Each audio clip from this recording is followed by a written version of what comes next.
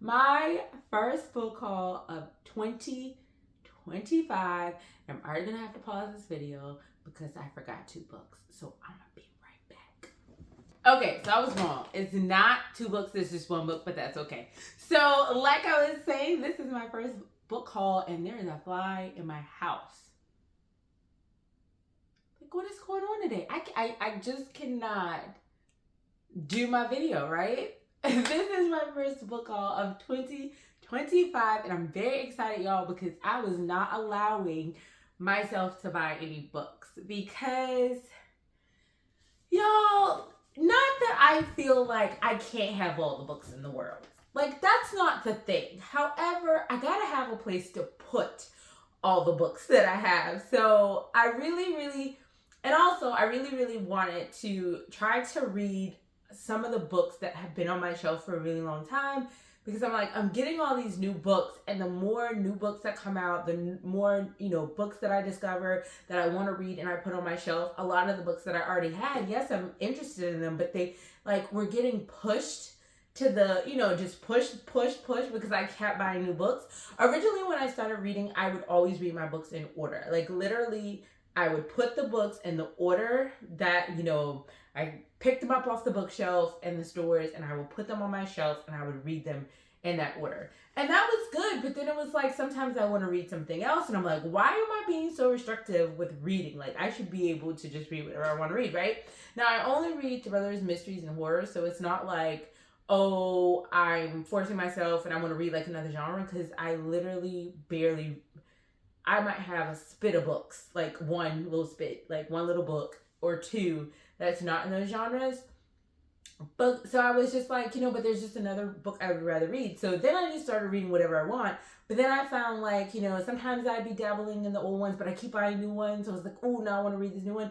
And I was like, okay, I need to pause and get some of those books right. So I did that. My goal, I said, Q1, I can't buy any books. I can't buy any books until April. And I did really, really good. I thought I had picked up 2 books from Dollar Tree, and maybe I actually did, but I just can't remember what that book is now.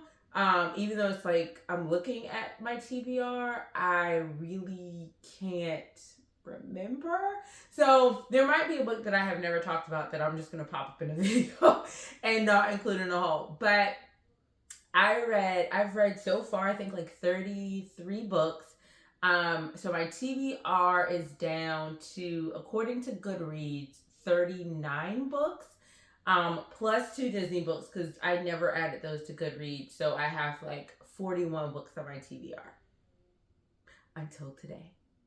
So I did not go crazy, which I was super surprised, because I literally thought like I was gonna go in there and come out with like 50 books, and I did not do that. So I was actually really surprised.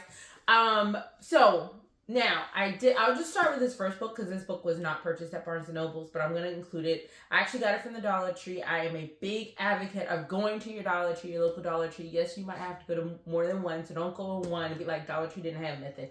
You have to literally go to different Dollar Trees, because depending on the area that Dollar Tree is, and depending on your city, that's going to depend on like kind of what you have. I will say in my area, there are quite a few Dollar Trees, and I feel like I noticed, like, if one Dollar Tree gets like a big shipment of books, I know that other Dollar Trees in my area will, and sometimes it's like the same. So like I could, like, a regular bookstore, go in, Dollar Tree A and go in Dollar Tree B, and they have like some of the same books.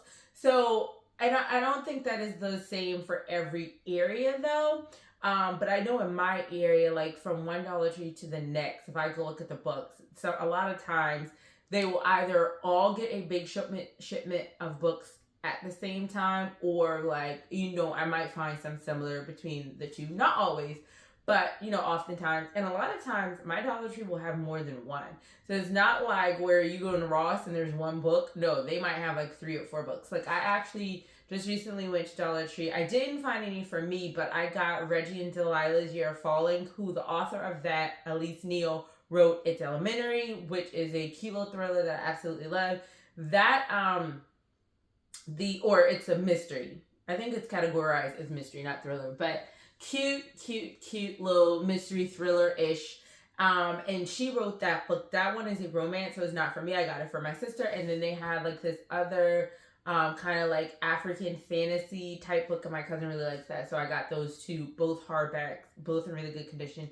And I think both of those books had like 3, 4, 5 copies of each. So, and I've seen books by many, many other like really big name authors in there. And it's not always like an old, like Reggie and Delilah's Year of Falling might be like a couple years old, but it's not like the book was written in the 90s. So you're going to get like more recent books.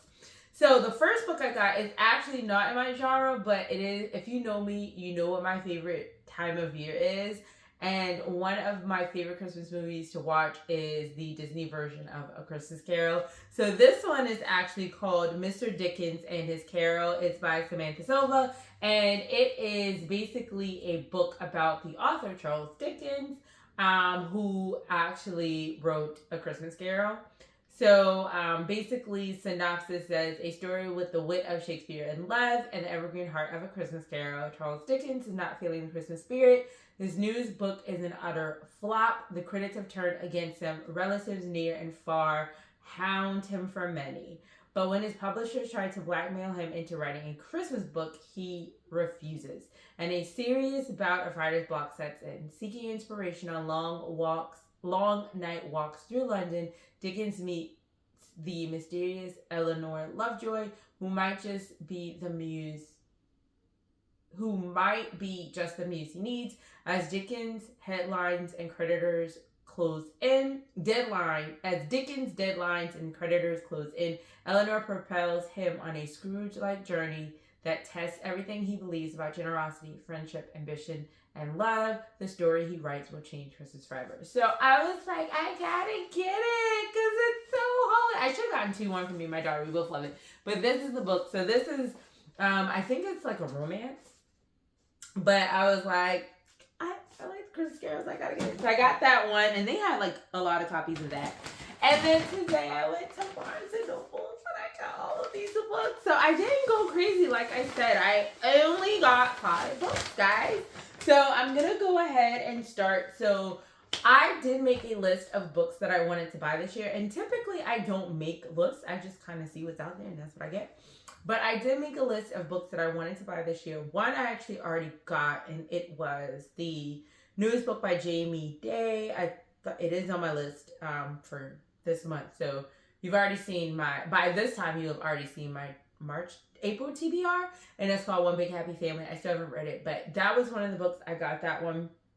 And then another book, I went in there, tried to find like other books that were on my TV, like on that particular list. I do have another TBR of books that other people recommended, but I wasn't like in the mood to get those ones. There was one I wanted to get, but when I went to Barnes and Noble, apparently they have books that are considered to be print by request only. It's so funny because when she said like print by request, I'm like, wait, y'all are making the book based off of, basically meaning that book that won't like get shipped to the store by default. You have to order it and then they can ship it to your house or whatever, or you can pick it up in the store. But anyway, so I have that. I have a small running list inside of Goodreads. I don't put all of my books there, but I have another like Samsung note list that I keep, and I went checking for books off of that list. Some are out, but just weren't in the store. So I was debating whether I'm just going to wait a little while or I'm going to order them off of Amazon. I don't want to get too crazy because one, in an upcoming video, you're going to see a big change to my books and how they're organized. So I'm really excited about that. But since that is in the works, I don't want to get too crazy because where I'm putting books right now is very limited because I'm doing a big, complete change of how my books are organized. And I don't want to like they're not on the shelves that they were. So literally they're just like in 2 stacks. So I'm saying I don't really have the space to store books that I have not yet read. They're kind of just squeezed in one area that I was able to fit them in, but all of them can't fit. So like it's basically, I'm saying I don't want to go crazy buying books. And there are 2 big series I want to buy, but more on that later. So anyway, I did get some of the books. I've already been talking for like 10 minutes. I did get some books, and I am going to share those books with you guys. I'm really annoyed at myself though, because I literally have a Barnes & Noble's gift card that my daughter bought me. Y'all know I wasn't putting it in my purse because I was like, I don't want to put it in my bag because I can't buy books. Like, I can't get books, right? Left the stupid gift card, but that's okay. That means I just have money to spend. So I'm gonna go over kind of the books in the way maybe I picked them up out of the Barnes, maybe. Okay, so the first one, this was not on my list, but it's called Tell Me What You Did, and it sounds so good. So this one is basically about a girl who does a podcast where people can call in and confess to crimes that they have committed anonymously. So basically she does this. Of course, these people get famous, but kind of like famous for like, oh, you called in and you did the crime. So the crime is famous, but you don't necessarily know who did it. There is no, like, you won't get arrested because of course you might, like, the cops are going to be listening. But someone calls into the show and they basically, so I'll read it. It just says, but when a strange and oddly familiar man appears on our show, Poe is forced to take a second look. Not only because he claims to be her mother's murderer from years ago, but because Poe knows something no one else does. Poe Webb is the person who has the podcast. Poe knows something no one else does. Her mother's murderer is dead. Poe killed him. So basically, there's a man saying that he killed her mom, but she's like, this can't be. I killed this guy. So I was like, or I killed this person. I don't know if it's a man or woman, but very interested. The book is thick because I picked it up. I was like, dang, she's thick. It's 400. It is like right over 400 pages, but the way it's written, like the words are small, but it's kind of like spacey.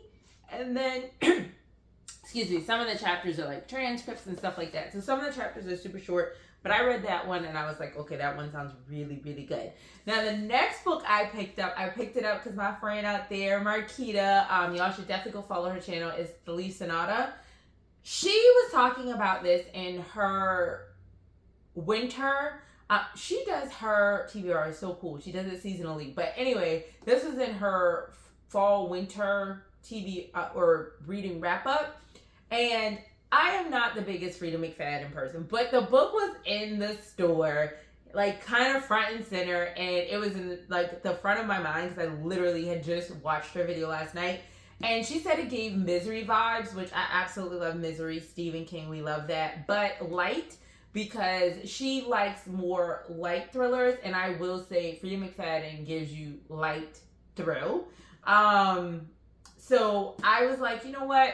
Let me get it. So I got Frida McFadden's The Crash. Basically, a woman who is pregnant gets into an accident, or not really an accident, like she has car trouble. She gets picked up by, this guy with a tow truck, and because it's during a blizzard, they offer to bring her to their home, and you go from there. So I decided to get that. It's called The Crash by Frida McFadden. I don't know if this is like a new book. Is this a new, 2020? Ooh, this one has a little playlist. That's cute. Okay, you can scan it and listen to it on Spotify. Go ahead.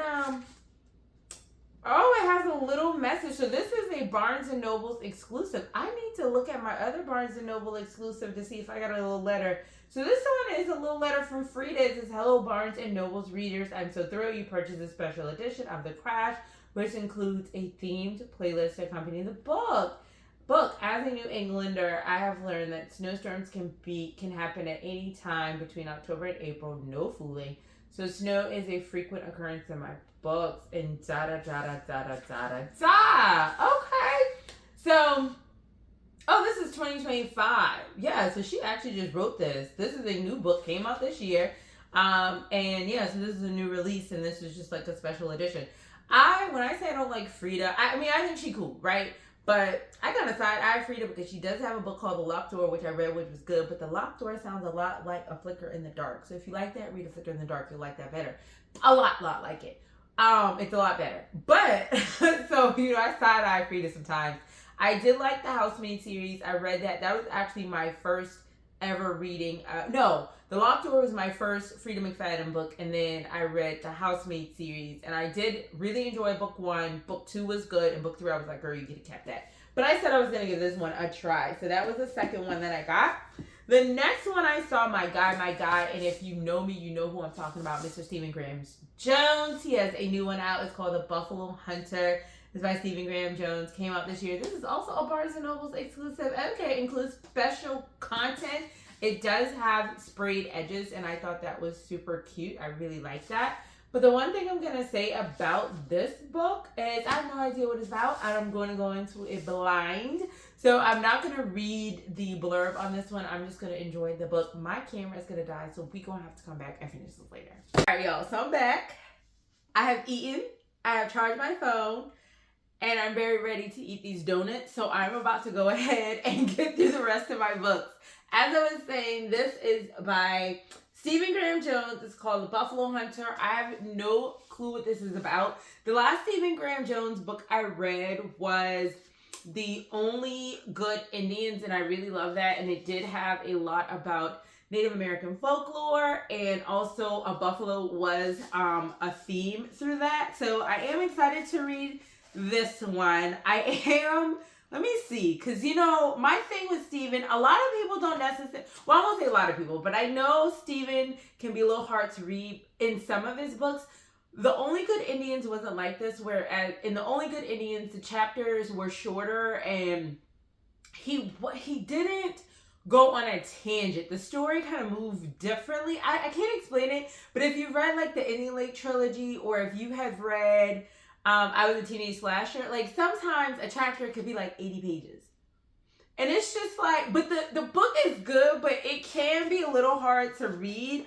But just looking at this one here, okay, the chapters seem to move pretty quickly. Oh, I am seeing that this book is set in the, okay, wait, this chapter is gone. That one was kind of long. That one was pretty short. Okay, so it looks like a mix maybe. But this is actually set like in the 1900s, like 1912. So I'm really interested. Okay, maybe these chapters are long because I do not see. Oh, Stephen. It is broken up in parts. I don't know what it is about these pages, but they feel super nice and almost old, kind of like it's trying to give you like this old thin feel. It does have this beautiful red, I can't remember what I said earlier, but this red spine, and you don't really get a lot of like special edition kind of things with horror mysteries and thrillers, so I like that. So it is in 2 parts. The first part is very long because it goes 370 pages for the first part, and then 367 pages, and then it starts part 2. And when I look into part 2, though, part 2 is like 2013, so maybe it goes back and forth. Or is it just part 2 of that particular? Because it's like, is part 1 really that long? Like, geez, Stephen, what were you doing? Anyway, I'm excited to read it. I really enjoy his books, and it's gonna be great. I just know it. So that is the third book I got. Now, the next 2 books, the first one is by Miss Amelia Hart. She wrote the book called The Sirens, and this is also another Barnes & Noble. Did I get okay, that's 1, 2, 3 Barnes & Noble's exclusives? Okay, this one is freaking beautiful. Look at this. Oh my gosh. So Amelia Hart wrote Wayward, and when I tell you, I love that book. Okay, absolutely love that book. It is considered a thriller, which is weird because when you read it, it doesn't read like a traditional thriller, but I get why. So it's like thriller, magical realism, I think, is another one. Fantasy, maybe fantasy, not right. But anyway, So good. Absolutely love it. And the reason it kind of threw me off when I read it, because it was in like the thriller area of my local bookstore, and I was talking to her today about it because that's where I found out about Amelia Hart, and she's like, yeah, it's one of those that cross genres. So it's not a heavy thriller if you're a person that doesn't like heavy thrillers. There are some triggering things in that one, and it's gonna piss you off, but it is such a beautiful story. Like, I was all into it. So I was really excited when I saw that she was releasing another one, because that one I read when I first started reading again, and that was back in 23, and it's 2025. So like 2 years, had to wait on another one. This one is called The Sirens. I think it has something to do with mermaids, only because my friend at that bookstore actually got the ARC, and she was going to give it to me, but like one of the other people were like reading it at the bookstore. So I'm so excited that I have it. The cover is beautiful. Wayward is super beautiful as well. I don't know what this is about, except it's going to have something to do with mermaids, and I'm just so excited. I'm flipping through it now. There's already multiple perspectives of different women, and looking inside the inside, Wayward is this way too. I don't want to read too much because I want to go into a blind. They tried to drown our voices, but the sisterhood of the sea cannot be silenced. Oh my Lord. Whew, I'm getting excited. So it's 2029, Lisa's, or 2029. 29, it's not futuristic. 2019 is Lucy's story. 1999 is Justice, and 1800 is the twin sisters Mary and Eliza. So basically, oh my gosh, I wonder if this is kind of how all her books. Well, this is only her second book, so I don't know if all of them will be like this. But basically, Wayward talks about the lives of 3 women who were, I want to say grandmother. And then, like, the one that was way back in the past, like this one in the 1800s was like the great grandmother or something like that, to grandmother to grandchild. And I loved it. So I'm so excited to see how she's gonna tie this one together. Like, I might have to start reading this one now. I just talked about like reading the books that I had first, but y'all, it's so hard. Now the last book that I got, my friend is like, oh, I think you should read this book. I know it's not in your genre, but you're gonna like it. You need to try. You can at least do one. It can be over there. I'm like, girl, shut up. If no one is getting like yoked up, I am really not interested. But because I love her, I got a love song for Ricky Wilde by Tia Williams, the author of the book 7 Days in June, which is really popular. I actually know what this book is about because another YouTuber that I watch, I mentioned her before. Her name is Sho'Shanna C. Schroeder, and her channel is Sho'Shanna C. Schroeder, and I love her, like, watching her channel, whatever. It started out, like, where she would just do kind of, like, vlogs and, like, the home improvement, and now it's, like, a full-on book channel with other things sprinkled in, but she's talked about this book. So, like, when my friend was, like, describing the book, because she couldn't think of the name of the book, I'm like, no, I know exactly what you're talking about. I'm like, Harlem Renaissance, magical realism, blah, blah, blah, because she was trying to explain. I was like, I know what you're talking about. I just don't care. So, it's, like, a romantasy or something like that. So all I know is it's a romance. It's about, you know, it does go back in time with the magical realism, like around the Harlem Renaissance and stuff like that. So I do know that about it. I have heard good things. I just if there is a romance inside of a thriller, a mystery, or horror, I'm for it. If that's what the book is just about, I am just like, okay. But I'm gonna try. So yeah, this book, I'm looking through it, and the diary entries are like 2024. So when did this come out? I don't know why I thought this came out in like 23, but maybe this came out last year. Let's see. Oh, it came out 2024, and then, so it came out that year, but she has the inserts from that year too. So this is me reading a book, not my genre. I might do like a reading vlog about it. I don't know. I got a romance, y'all. There are some other books that I was looking for that I just couldn't find in the store that I was talking about, recommended by Marquita. It's like cupcakes, something in a corpse. So it is a mystery, but like a fun mystery. So I'm probably going to end up ordering like that one off of Amazon because I do want to get that one. There are a couple of other books that I have on my list. They're just not out yet. One being, y'all, funny story. Why this whole time, like I have talked about the book You Know Her by Megan Jeanette. It's like one of my favorite reads. One of the first books that I read when I started reading again. Y'all, that book was so good. And I had Googled, because I was like, I want to read some books by these people I fell in love with, but they were literally like all the people like Megan Jeanette, Jimmy Giuliani, Jamie Day.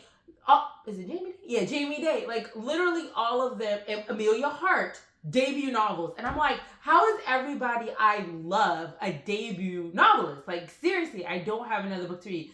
So I was Googling all of the people that I love, and I was like, okay, I'm getting a book in 2025. Like there should be, y'all, why I Googled Megan Jeanette. There's another author, a French author named Megan Jeanette that I learned today. And I was in Barnes and Nobles and I'm like going through the list of the books that I had of the ones that should have been out right now.